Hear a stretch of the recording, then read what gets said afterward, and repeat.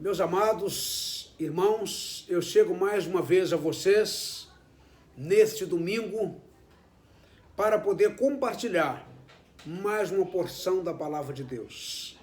E eu quero ler com vocês o Salmo de número 116, de 1 a 9, para que possamos tirar lições deste texto para as nossas vidas.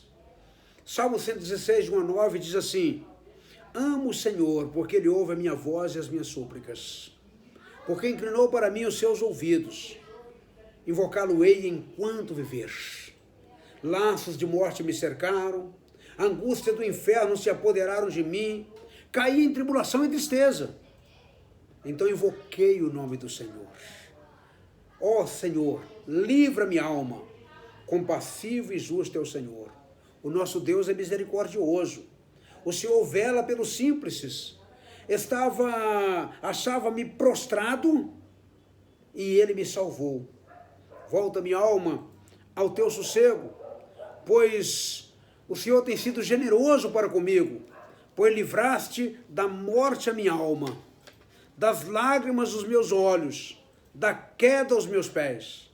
Andarei na presença do Senhor na terra dos viventes. Eu quero, a partir desse texto, compartilhar com vocês o seguinte tema: reflexos do amor de Deus. O salmista, ele começa o texto declarando o seu amor para com o Senhor. Mas ele declara o seu amor para com o Senhor, reconhecendo de que o Senhor o havia amado primeiro. Amo ao Senhor, diz o texto, porque o Senhor se inclinou para mim os seus ouvidos. Meus amados, nós amamos a Deus. Eu amo a Deus.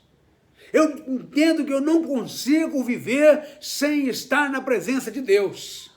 Entretanto, Deus nos amou primeiro. Aliás, o apóstolo Paulo, escrevendo aos Romanos, no capítulo 5, verso 8, ele diz que Deus prova o seu amor para conosco, em que Cristo morreu por nós, sendo nós ainda pecadores. O nosso Deus, sem dúvida alguma, Ele é um Deus de amor, Ele é um Deus de misericórdia, Ele é um Deus de graça, Ele é um Deus generoso, Ele é um Deus gracioso. O nosso Deus é um Deus que nos ama. E eu quero, à luz desse salmo, nós teríamos em toda a Bíblia, desde Gênesis a Apocalipse, condições para poder trabalhar, para poder falar sobre o amor de Deus. Aliás, o versículo-chave sobre o amor de Deus no Novo Testamento, eu costumo chamar do Evangelho em síntese, está em João 3,16, que diz: porque Deus amou o mundo de tal maneira, que deu o seu Filho unigênito, para que todo aquele que nele crer não pereça, mas tenha a vida eterna.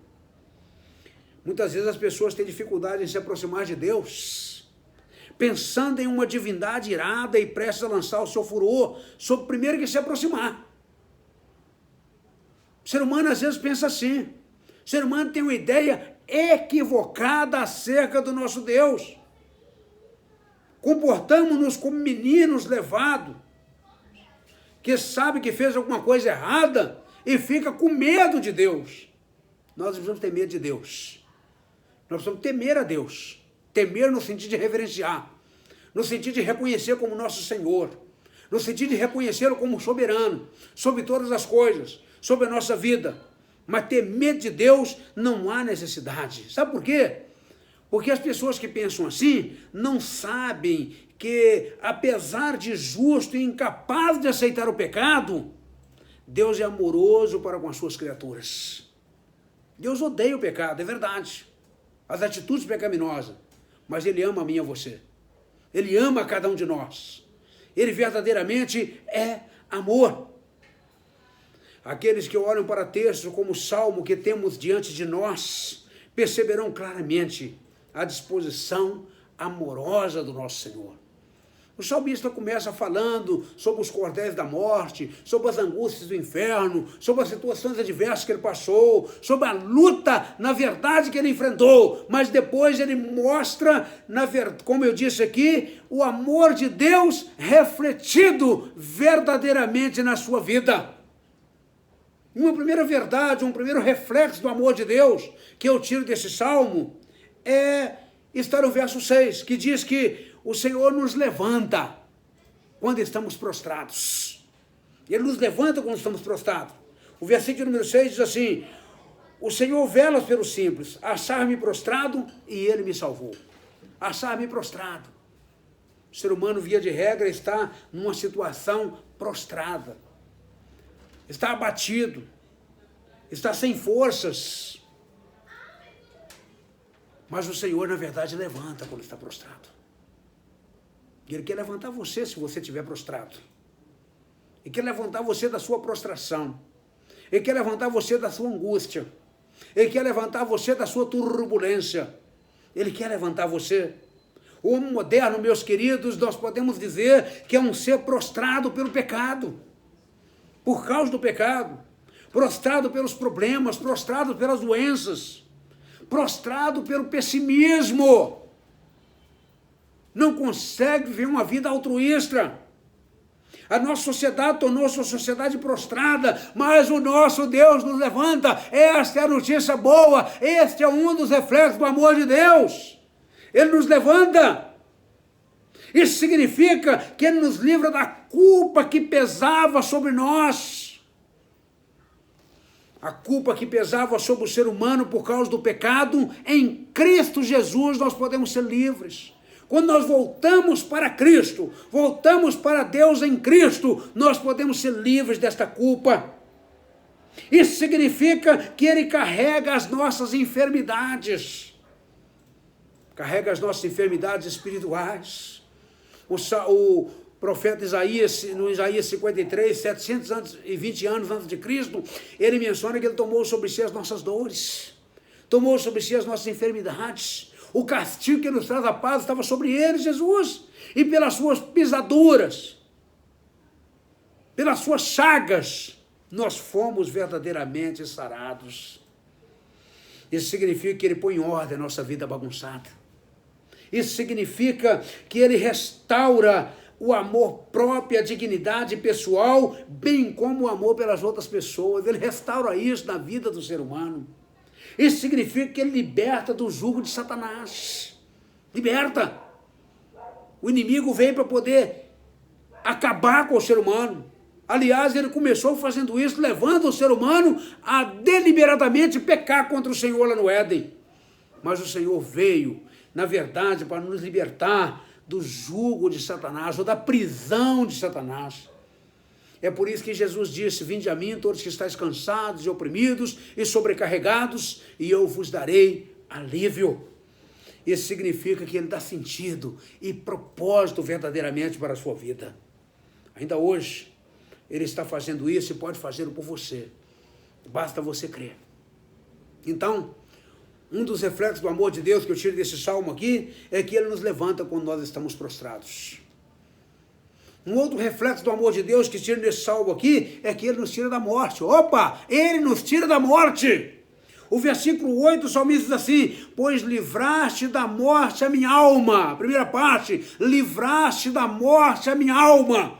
Ah, meus queridos, quando o salmista fala, livraste da morte a minha alma, isso quer dizer que o ser humano pode até morrer fisicamente, mas se ele tiver esse livramento espiritual na sua vida, a sua alma vive eternamente na presença de Deus. A Bíblia diz que o salário do pecado é a morte. Romanos 6, 23, o salário do pecado é a morte, mas o dom gratuito de Deus é a vida eterna por Cristo Jesus, nosso Senhor. O homem sem Deus, segundo a palavra de Deus, está morto nos seus delitos e pecados. Lá em Efésios capítulo 2, verso 1, diz assim: Ele, Cristo, nos vivificou, ou seja, nos deu vida, estando nós mortos nos nossos delitos e pecados. O ladrão traz a morte, o ladrão na figura, ou tipificado pelo diabo. Lá em João 10, 10 diz que o ladrão vem para roubar, matar e destruir. Ele vem trazer morte ao ser humano, ele quer destruir o ser humano. Entretanto, Cristo é vida.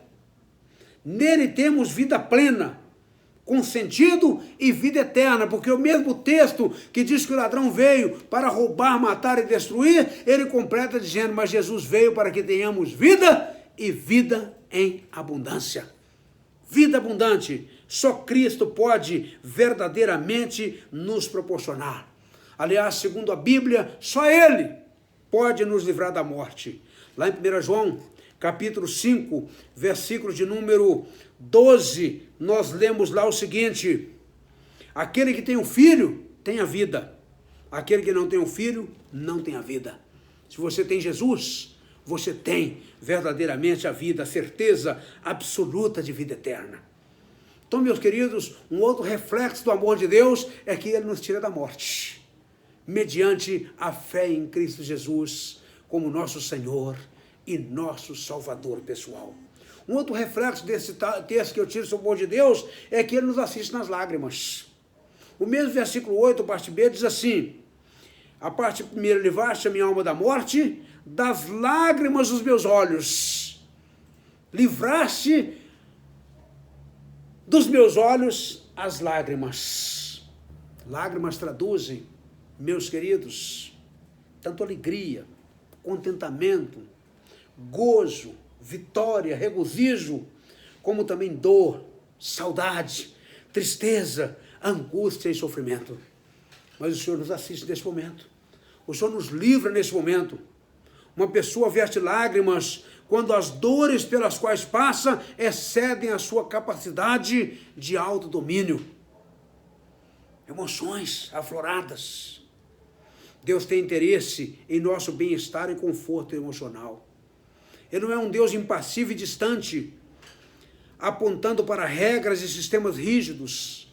Antes, Ele nos ama e se interessa pelo que sentimos em nosso coração.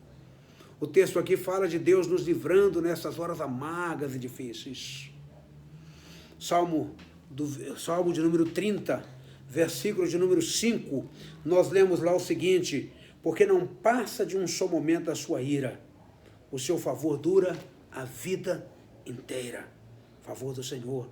Lá em João, capítulo 20, versículo 15, nós lemos ainda também, João 20, 15, nós lemos o seguinte: perguntou Jesus, mulher, por que choras? A quem procuras? Ela, supondo que era o jardineiro, respondeu, Senhor, se tu o tiraste, dize-me onde o puseste, eu o levarei. O Cristo ressurreto queria tirar as lágrimas daquela mulher, queria confortá-la naquele momento de lágrimas, naquele momento de turbulência, naquele momento de lutas. Ele queria verdadeiramente o confortar. E lá em Apocalipse, capítulo 21, versículo de número 4, nós lemos ainda o seguinte: e ele, falando sobre o novo céu e a nova terra, e ele enxugará dos olhos toda lágrima, e a morte já não existirá. Já não haverá luto, nem pranto, nem dor, porque as primeiras coisas são passadas. Então nós aprendemos, na verdade, que o Senhor, de fato, nos assiste das lágrimas de nossa vida. Mas uma última verdade que eu quero considerar nesse momento é o que o Senhor guarda os nossos pés. Ainda o versículo 8 diz assim: livraste da morte a minha alma, das lágrimas aos meus olhos e da queda aos meus pés. Ele guarda os nossos pés. Um tropeço, meus amados, é algo que impede que possamos progredir em direção ao alvo que nos foi proposto. Inclusive nesse tempo que estamos vivendo, o tropeço chamado coronavírus, que atinge a humanidade, às vezes impede ou retarda a realização de algum sonho. Um tropeço também derruba, ferindo, machucando, roubando as forças e atrapalhando a caminhada. O tropeço faz isto. Um tropeço é algo inesperado que no nosso caminho nos pega desprevenidos e nos prejudica. Isto é um tropeço. Há tropeços causados pela nossa própria ignorância, dos quais Deus quer nos guardar. Nós mesmos causamos. Há tropeços causados pela astúcia de Satanás, o inimigo entra para poder causar tropeços em nossa vida, dos quais Deus também quer nos guardar, porque Ele guarda os nossos pés. Deus guarda os nossos pés da queda. E guarda. Salmo 121, versículo 3, ele faz esta colocação. 121, verso 3. É certo que não dormita e nem guarda. Aliás, o versículo 3, ele não permitirá que os teus pés vacilem. Não dormitará aquele que te guarda. Não permitirá que os teus pés vacilem. Aquele que se guarda não dorme. Ele está verdadeiramente guardando os nossos pés. Meus amados, 1 Samuel, capítulo 2, versículo 9, nós lemos ainda lá sobre esse contexto. Ele guarda os pés dos seus santos, porém os perversos emudecem nas trevas da morte, porque o homem não prevalece pela força. Ainda Judas, penúltimo livro da Bíblia, versículo de número 24, porque ele só tem um capítulo. Judas, verso 24, diz assim: ora, aquele que é poderoso para vos guardar de tropeços, para vos apresentar com a exultação imaculada diante da sua glória. O verso 25 diz assim: ao único Deus, nosso Salvador, mediante Jesus Cristo, Senhor nosso, glória, majestade, império, soberania, ante todas as eras, agora e para todo o sempre. Meus amados, então ele verdadeiramente nos guarda de tropeçar. Eu concluo esta reflexão dizendo que esse é o nosso Deus, bom e generoso. Quando prostrado nos levanta, quando na morte nos dá vida, quando chorando nos consola, quando em perigo nos guarda. Por isso dizemos, o que está no verso 9 do Salmo: andarei na presença do Senhor. E eu fecho perguntando: você já o conhece? Você já se entregou a este maravilhoso Deus? Se não fez, faça isso, porque Ele é um Deus amoroso, que te ama independente de circunstâncias. Que Deus te abençoe. Amém.